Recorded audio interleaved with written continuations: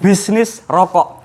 Oke teman-teman, di video ini saya akan membahas semua hal-hal yang berhubungan dengan bisnis rokok.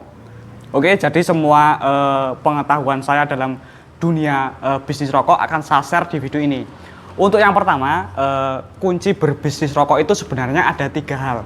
Yang pertama adalah distribusi atau pemerataan produk. Yang pertama adalah sampling, dan yang ketiga adalah branding.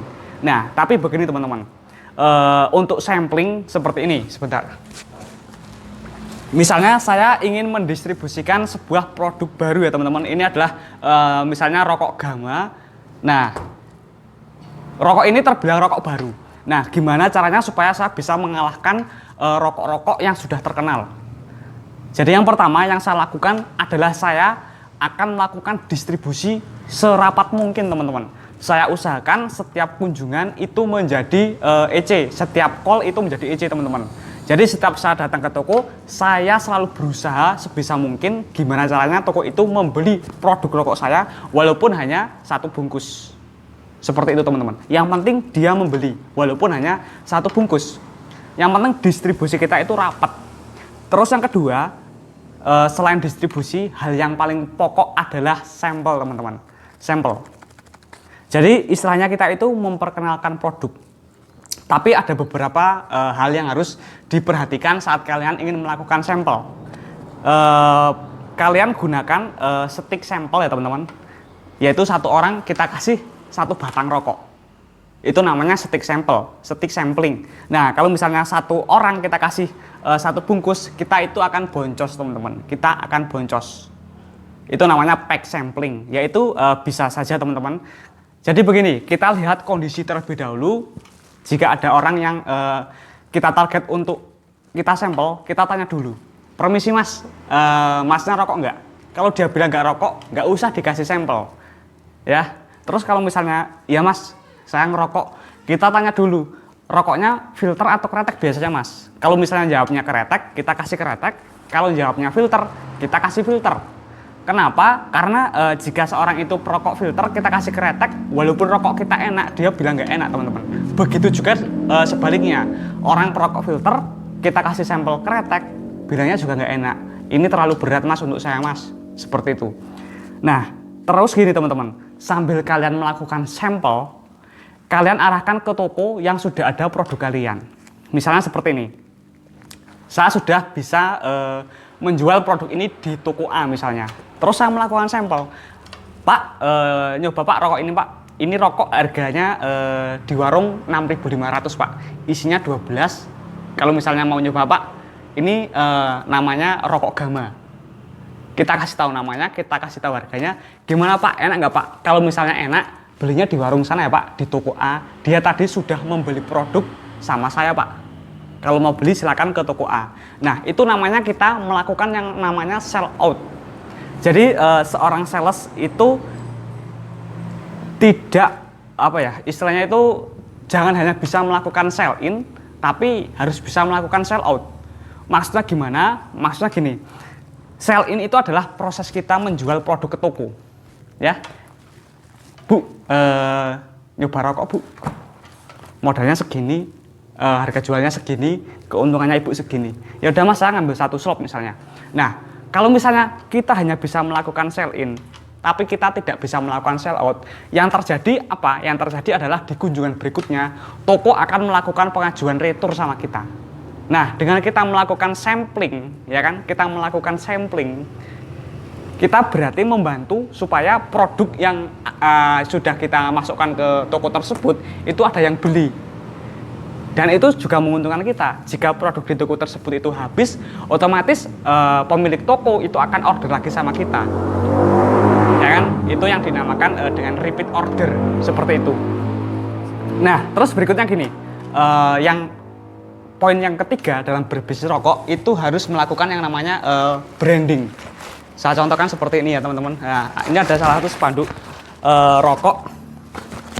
Nah, seperti ini branding. Ini juga penting sebenarnya. Jadi kalau misalnya kalian nih punya bisnis rokok, kalian lakukan branding teman-teman. Tapi jika kalian misalnya gini, kalian jadikan sebagai Strategi marketing kalian seperti ini. Bu, kalau misalnya ibu membeli rokok saya yang ini itu 3 slop, minggu depan di kunjungan berikutnya saya kasih ibu spanduk nama, Bu. Seperti itu. Jadi kita memanfaatkan istilahnya itu spanduk tersebut itu untuk mengepus penjualan kita, teman-teman, untuk ngepus penjualan kita, seperti itu. Nah, itu adalah 3 poin penting dalam bisnis rokok: distribusi, sampling, sama branding. Nah, tapi gini, rokok apa yang pasti laku untuk dijual secara kanvas, dan berapa keuntungan dari berbisnis rokok? Jadi begini, jika kalian adalah seseorang yang membeli produk rokok dari grosir, ya, kalian belinya di grosir, kalian jual lagi nih ke retail, itu kalian itu terkena yang namanya HET atau harga eceran tertinggi.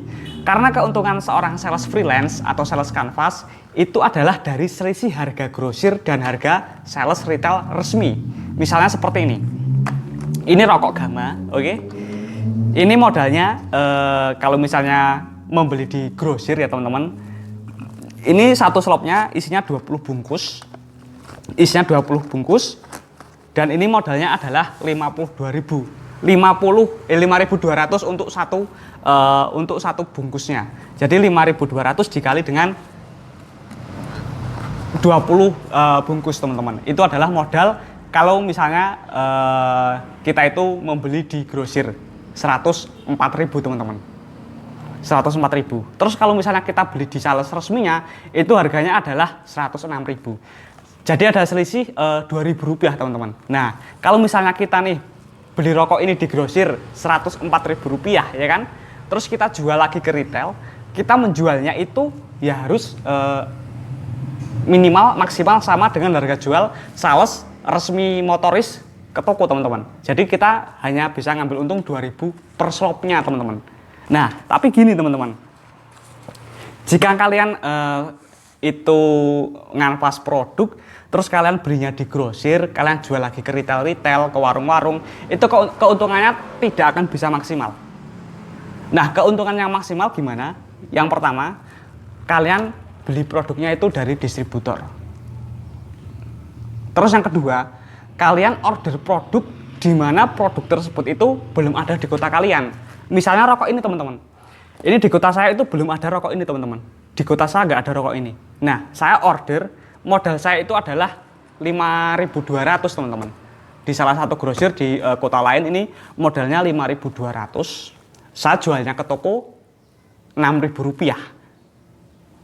Rp6.000 modal saya ngasih warung itu, ini modalnya 6.000, Bu. Ini harga jualnya Ibu itu 6.500. Seperti itu. Dan laku, teman-teman. Kenapa bisa laku? Yang pertama adalah karena rokok ini di kota saya nggak ada. Seperti itu, teman-teman. Berarti keuntungan saya itu adalah satu bungkusnya Rp800 dikali dengan 20 bungkus. Satu slop segini saya untung 16.000. Satu slop loh. Nah, tapi gini, saat saya mengcover grosir, saya nggak kasih harga satunya ini 6.000, saya kasih harga 5.500, teman-teman. Jadi saya cuma mengambil keuntungan kecil sekali untuk mengcover sebuah grosir. Nah, tapi gini, teman-teman, kalau misalnya grosir rokok, itu kalau misalnya rokok tersebut itu udah laku, itu kita push berapapun itu pasti mau. Bos, kemarin kan ngambil satu karton nih. Ini saya juga sudah cari konsumen supaya belanja ke grosir sini, sama toko-toko yang pengambilannya besar juga saya arahkan ke toko sini. Tapi orderannya ditambahi lagi ya, Bos. Biasanya kalau misalnya grosir ya, teman-teman, kalau grosir itu biasanya ngambil sekarton, kok ternyata habis. Dan yang bertanya rokok tersebut itu bertambah banyak, itu kita push dari 1 karton menjadi 5 karton, itu bisa, teman-teman. Tapi kalau misalnya warung retail atau toko-toko kecil, biasanya seminggu beli 1 slop, terus kita push untuk beli 1 bal, itu nggak akan mau. Paling mentok, ya udah Mas lah, 2 slop nggak apa-apa, Mas. Jadi omset terbaik untuk mencari tempat terbaik untuk mencari omset itu adalah di grosir, teman-teman. Seperti itu. Nah, jadi begini, jika kalian adalah seorang single factor, sales yang berdiri sendiri, kalian lakukan hal itu, teman-teman. Lakukan distribusi yang rapat, kalian lakukan sampling, dan kalian lakukan branding. Tapi jika kalian itu mempunyai owner, mempunyai sebuah tim ya teman-teman, seorang owner yang mempunyai sebuah tim sales dan tim marketing, kalian bisa lakukan sistem pembagian kerja seperti ini, tim sell in dan tim sell out. Nanti akan saya buatkan videonya, udah ada di materi besok pagi ya teman-teman. Itu adalah struktur tim distributor seperti itu.